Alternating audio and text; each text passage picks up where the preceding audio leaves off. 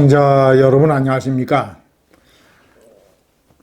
헌법재판소의 선고가 늦어지면서 윤석열 대통령이 기각되어야 한다, 기각될 것이다 라는 기각론이 고개를 더 들고 있습니다. 그래서 파면을 절실하게 바라는 적지 않은 국민들이 불안감에 쌓여 있습니다. 하지만 제가 다시 한번 강조드리지만 8대0 파면은 100% 확실합니다. 헌재가 놀라운 배짱을 보이고 있습니다.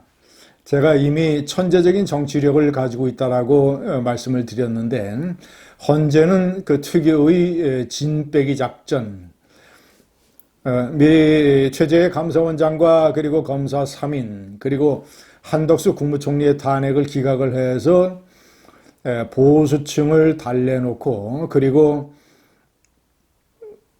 만약에 이재명 대표가 2심에서 유죄 확정 판결을 받게 된다면, 그러면 다시 한번 이 보수층에 나름대로 이 환호할 만한 그런 결과가 진행이 되니까 세 차례 1, 2, 3 이런 펀치를 좌파 민주당이 안게 되니까, 자 그러면 그래 놓고 결정적으로 윤석열 대통령 8대0 파면이라고 하는 이런 보수층에게, 그러니까 강경 보수층에게 타격이 되는, 그리고 대다수 국민들이 바라는 그런 결과를 내놓음으로써 사회적 갈등의 열기를 빼고 김을 빼고 진을 빼는, 탄핵이든 기각이든 빨리 선고를 내려라라는 아우성이 최고적 클라이맥스에 이르도록 하는 헌법재판소의 정치력,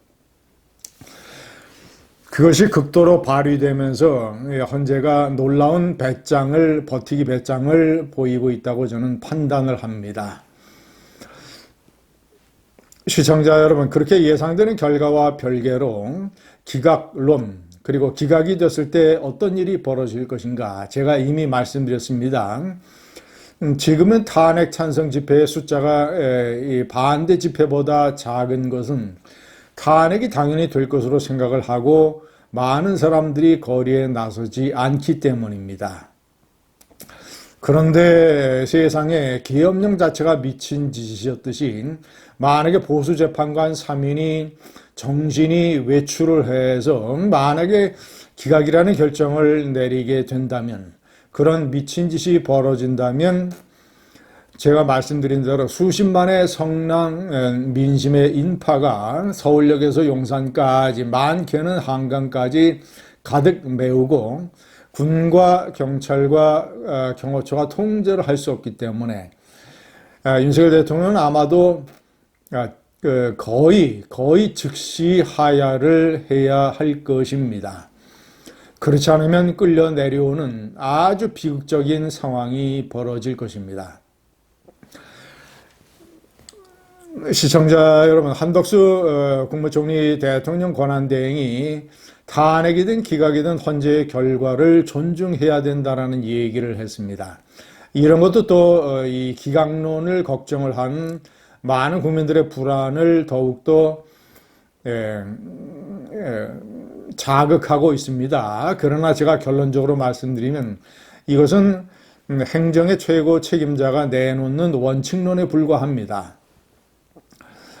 기각이 됐을 때, 기각이라고 하는 것이 왜 미친 짓이면, 미친 계엄령을 선포해서 국민을 커다란 위험에 빠뜨렸던 대통령을 복귀시키는 것이 어떻게 해서 불가능한 일인가, 그리고 그가 왜 즉시 끌려 내려올 수밖에 없는가에 관한 이론적인 배경을 제가 조금 말씀을 드리겠습니다.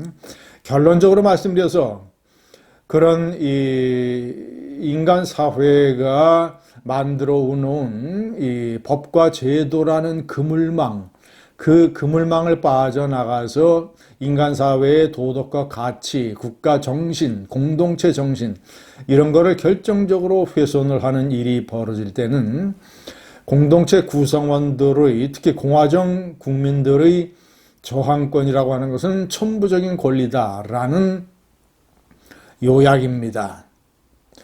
그것은 천부적인 권리입니다. 시청자 여러분, 인간 사회의 모든 행위를 법과 제도로 전부 다 규제할 수가 없습니다. 그 틀 안에 가둬둘 수가 없습니다. 그래서 그것과 별개로 존재하는 것이 예를 들어서 불문율이라는 것, 그리고 도덕이라고 하는 것, 가치, 정의, 국가 정신, 국가 도덕 이런 것들입니다.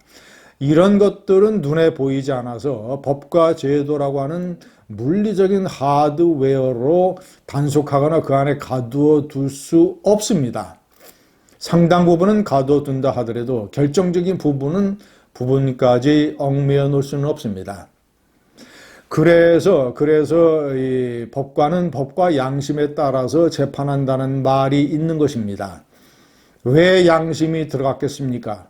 법만으로는 안 되니까. 법만으로 가둬둘 수 없는 양심과 도덕과 가치와 국가 정신이 있으니까, 공동체 정신이 있으니까 그런 것을 중요하게 생각을 해서 재판을 해야 된다라는 것입니다. 헌법재판소의 재판도 마찬가지입니다. 여기에 정치적인 고려, 정치적인 판단이 플러스 알파로 덧붙여질 뿐입니다. 시청자 여러분, 비유하자면 술독에 빠지고 그래서 이 도박을 일삼고 거기에다가 바람까지 피워서 가족의 생계와 운명을 아주 위험에 빠뜨린 가장이 있다고 칩시다. 그래서 부인은 물론 자녀들까지 이 가장을 쫓아내기 위해서, 가장과 결별하기 위해서 이혼 소송을 제기를 했는데, 정신나간 법원이 이 가장을 보호하고 이혼 소송을 뿌리쳤다고 가정을 해봅시다. 그럴 때는 어떤 일이 벌어지겠습니까? 가족들이 물리력으로 그 가장을 쫓아낼 것입니다. 쫓아내야 합니다. 그래서 이혼 소송으로도 이 얽어매고 가둬둘 수 없는 것이 가족의 가치, 그리고 가장의 의무, 가장의 봉사, 가장의 도덕입니다. 똑같습니다. 윤석열 대통령은 비유하자면 도박으로 가족들을 위험에 빠뜨린 그런 형편없는 가장입니다. 자, 이 사업을 하는 가장이었습니다. 그런데 경쟁업자들이 일종의 상도의를 어겨가면서 극렬하게 어떤 상행위를 해서 그 사업이 어려워졌다고 칩시다. 화가 잔뜩 난 이 사업가 가장은 맨날 술을 퍼먹고 그리고 급기야는 발생한 손실을 일거에 회복해 보겠다고 사업체 전 재산을 가지고 도박에 몰빵을 했습니다. 물론 망했습니다. 그래서 가족의 생계를 위험에 빠뜨렸습니다. 그런데 그리고 나서 하는 짓거리가 나는 친구의 게임에 빠져서 도박을 했다. 나는 직접적인 책임이 없다. 그리고 이 가장을 그대로 둘 것인가 말 것인가 이 가족 구성원들끼리 의견이 갈리니까 장남편, 차남편, 장녀편, 자녀편, 마누라편 하여튼 양쪽으로 갈린 이 가족의 여론을 교묘하게 교활하게 갈라치게 하고 선동을 합니다. 이런 가장을 내버려 둘 수 있겠습니까? 시청자 여러분, 17세기, 18세기, 19세기는 혁명의 시대였습니다. 영국의 청교도 혁명, 크롬웰이 주도했던 청교도 혁명, 의회를 왕의 지배하에 놓으려고 했던, 의회의 권한을 침탈하려고 했던 왕을 혁명을 일으켜서 도끼로 목을 잘라버렸습니다. 이것이 근대 혁명의 사실상 시초입니다. 그리고 이어서 영국의 명예혁명, 그리고 그 혁명, 청교도 정신의 혁명가들이 아메리카 대륙으로 건너가서 영국의 봉건 왕조를 상대로 해서 1776년 독립혁명을 완수하게 됩니다. 이 혁명의 정신이 다시 대륙으로 넘어가서 1789년 그 유명한 프랑스 대혁명, 루이 16세와 마리 앙뚜아네트가 단두대의 이슬로 사라지게 됩니다. 자, 그리고 나서 이 혁명과 반혁명, 왕정복고 이런 것들을 거듭하다가 자, 다시 혁명의 기운이 발동을 해서 아시아에서 1910년대의 신해혁명, 중국의 신해혁명, 그리고 1917년에 그 유명한 러시아 혁명, 그 다음에의 독일 혁명, 이런 혁명의 바람이 17, 18, 19세기를 휩쓸게 됩니다. 시청자 여러분, 인간의 본성에 어긋났던 공산혁명은 1990년대에 동구권이 몰락을 하면서 지구상에서 사라지게 됩니다. 물론 북한 같은 폐쇄된 집단에만 남아있는 것이지요. 자, 그 정신은 결국은 대부분의 나라에서 국민이 주권인 공화정이 완성이 되고, 그 다음서부터 권력자는 비록 국민이 선출한다 하더라도 국민을 위한 봉사자요, 머슴이라는 개념이 자리 잡게 됩니다. 자, 그런데 그런 대통령, 그런 권력자가 국민을 위해서 봉사하라고 준 권력을 국민을 탄압하고 자신의 알량과 그리고 자신과 자신 마누라를 위한 어떤 이익을 위해서 사용을 하고, 그것도 무단으로 미친 짓으로 사용을 하고 결과적으로 국민에게 절대적인 피해를 입힐 때, 그때 근대혁명의 정신, 그런 타락한 권력자, 국민을 괴롭히는 잘못된 권력자, 사악한 권력자는 법과 제도로 해결을 할 수 없으면 국민이 물리적인 저항권을 발동을 해서 건조해서 쫓아내야 한다라고 하는 점.